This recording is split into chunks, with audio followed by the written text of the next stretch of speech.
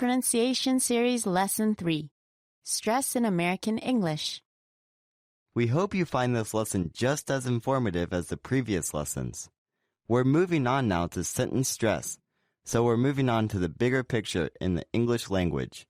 Right. You might find this lesson interesting even if you already have a solid knowledge in English. If you don't, it'll give you a head start. Now, as you may or may not know, English is a stressed language. This means that every word has at least one syllable that is more audible than the rest of the syllables. A syllable being the part of a word which can be said in one beat. When we stress the wrong syllable, the word may be harder to understand. Also, stress only falls on vowels and not consonants. For example, the word star has one syllable and one stress over the A, star. A two-syllabic word, such as lesson, also has one stress. This one is on the first syllable, lesson. Another two-syllabic word is forget. This one has a stress on the second syllable, forget. Now, where would the stress be on a word such as calendar? Can you guess? It's on the first one again, calendar. The sound that we emphasize the most is the stress, and it is also the syllable that lasts the longest for many words.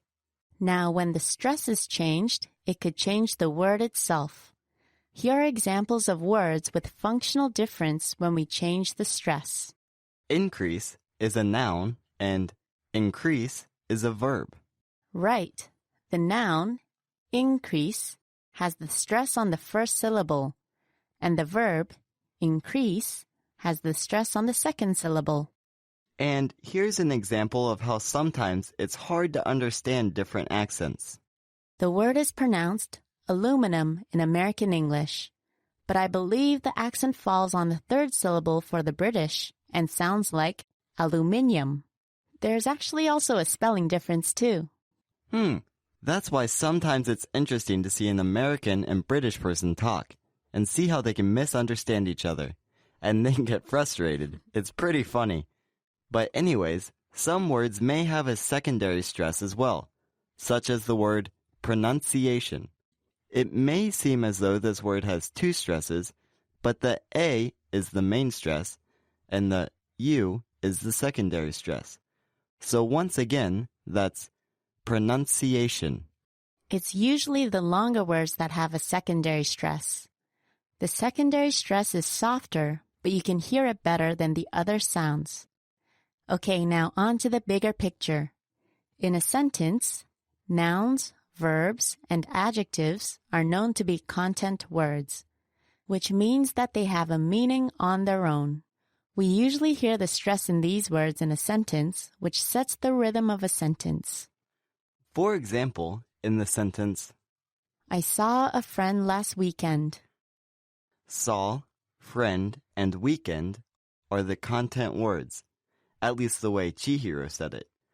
Thus, hearing the sentence as a whole, those are the words that have the most audible stress. The other words, I, a, and last, are not as important. Therefore, we do not stress them as much when we are speaking. This doesn't mean that we don't say them, but we just don't emphasize them as much. Of course, depending on what you want to convey, the stress of the sentence may change. If Ryan says, I saw a friend last weekend, you can tell that he's trying to make it clear that it was last weekend and not any other weekend. So, in this sense, the content words can change according to what I want to convey.